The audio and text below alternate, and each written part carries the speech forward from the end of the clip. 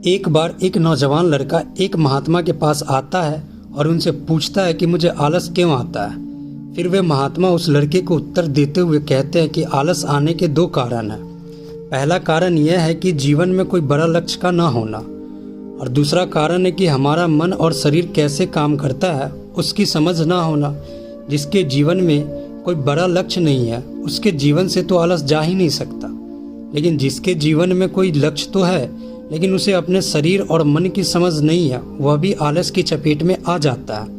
हमारा मन बहुत ही बड़ा कलाकार है और यह हमें मूर्ख बनाने में ज़्यादा समय नहीं लगाता है। अगर तुम ध्यान करना चाहते हो तो यह तुमसे कभी भी ध्यान करने के लिए मना नहीं करेगा। यह तुमसे कहेगा कि ध्यान करना ब्रह्म मुहूर्त में ज़्यादा अच्छा होता है। अब ना तो तुम ब्रह्म मुहूर्त में उठ पाओगे और ना ही तुम ध्यान कर पाओगे। ये तुम्हें धन कमाने के लिए कभी भी मना नहीं करेगा, लेकिन तुमसे ये कहेगा कि धन ही सब कुछ थोड़ी होता है, और ये कभी भी तुम्हारा विरोध नहीं करता है बल्कि यह तुम्हें मूर्ख बनाता है। और कमाल की बात यह है कि तुम मूर्ख बनते भी हो। फिर वह लड़का उन महात्मा से पूछता है कि तो फिर इसका समाधान क्या है महात्मन। फिर वे महात्मा जी कहते हैं कि जो ये तुम्हारे साथ कर रहा है वही तुम इसके साथ करो, यानी कि तुम्हारा मन तुम्हें मूर्ख बना रहा है तो तुम उसे मूर्ख बनाओ।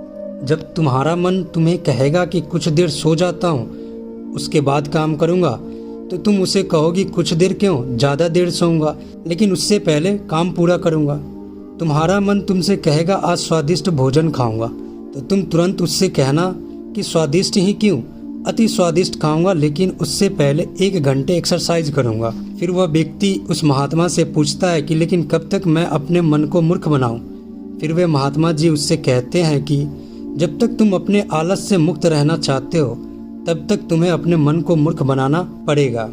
फिर वह व्यक्ति पूछता है कि कभी कभी तो ऐसा होता है कि मुझे अफसोस होता है कि मैं अपने जीवन में कुछ कर नहीं पा रहा हूँ, क्योंकि मेरे भीतर से ही कुछ करने का मन ही नहीं करता। फिर ऐसी स्थिति में क्या करूँ। महात्मा जी कहते हैं कि मन को तो तुम मूर्ख बना सकते हो, लेकिन शरीर को तुम्हें समझना होगा। हमारा शरीर चलता है भोजन से, और अगर तुम मरा हुआ भोजन खाओगे तो वह तुम्हें ऊर्जा कैसे देगा। मरे हुए भोजन का अर्थ यह है कि ऐसा भोजन जो व्यक्ति अपने सिर्फ स्वाद के लिए खाता है, जिससे शरीर का उचित विकास नहीं होता है, जैसे कि मिठाइयाँ, पिज्जा, बर्गर, फास्ट फूड आदि आदि। इसलिए भोजन ऐसा करो जो तुम्हारे भीतर ऊर्जा पैदा करे, ना कि आलस, जैसे कि फल और घर का सादा भोजन आदि। फिर वह लड़का महात्मा से पूछता है कि महात्मन मैं शुरुआत कैसे करूं। महात्मा जी कहते हैं कि शुरुआत करो एक बड़ा लक्ष्य निर्धारित करने से, यानी एक बड़ा लक्ष्य बनाओ।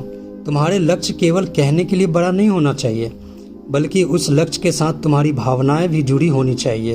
अगर तुम्हारा लक्ष्य ऐसा है जिसके बारे में सोचकर ही तुम्हारे आंखों में आंसू आ जाते हैं, तो तुम्हें कुछ और करने की जरूरत ही नहीं है। फिर तुम्हारा लक्ष्य ही तुमसे सब कुछ करवा देगा। और अगर लक्ष्य इतना बड़ा नहीं है या फिर तुम्हारी भावनाओं के साथ जुड़ा हुआ नहीं है, तो फिर अपने लक्ष्य को खोजना ही अपना लक्ष्य बना लो। जिस प्रकार भगवान गौतम बुद्ध ने बनाया था, उन्हें पहले अपना लक्ष्य थोड़ी ही पता था कि वहाँ मिल जाएगी मंजिल। वे तो सिर्फ निकल पड़े थे, आशा थी मन में, लेकिन वो भी टूटने लगी थी। लेकिन अंदर से प्यास इतनी गहरी थी कि लक्ष्य को पाकर ही रही। जब तक तुम्हें यह पता नहीं चलता कि तुम्हारा लक्ष्य क्या है, तब तक तुम अपने मन को मूर्ख बनाते रहो, जैसे वो तुम्हें बना रहा था। कोई भी व्यक्ति शराबी बनना नहीं चाहता है, लेकिन उसका मन उसे मूर्ख बनाकर उसे एक शराबी बना देता है। कोई भी व्यक्ति चोर बनना नहीं चाहता है, लेकिन यह मन उसे बार बार मूर्ख बनाकर उसे एक चोर बना देता है। एक बात को तुम हमेशा याद रखना कि जब तक तुम बुद्धि से ऊपर उठकर बुद्ध नहीं हो जाते, तब तक तुम्हारे पास 2 विकल्प है। या तो तुम अपने मन के द्वारा मूर्ख बनो या फिर तुम इसे मूर्ख बनाओ। बीच का कोई रास्ता नहीं है।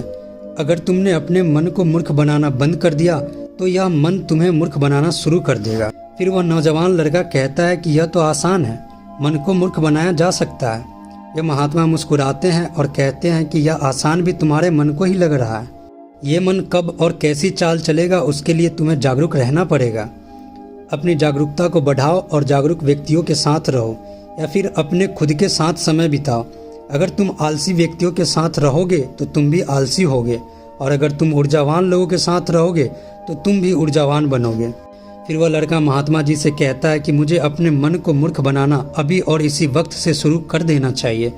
महात्मा कहते हैं कि हाँ, सही कहा तुमने, सही समय की प्रतीक्षा करना भी इसी मन की एक चाल है, इसीलिए अभी और इसी वक्त से काम पर लग जाओ। दोस्तों, किसी ने बड़ी कमाल की बात कही है, आलसी वही है जिसके जीवन में कोई बड़ा लक्ष्य नहीं है और जो जीवन को जीना नहीं बल्कि काटना चाहता है। आपका बहुमूल्य समय देने के लिए बहुत बहुत आभार। अगर कहानी अच्छी लगी हो तो प्लीज़ सब्सक्राइब ज़रूर कर दे, लाइक और शेयर भी ज़रूर करें। धन्यवाद।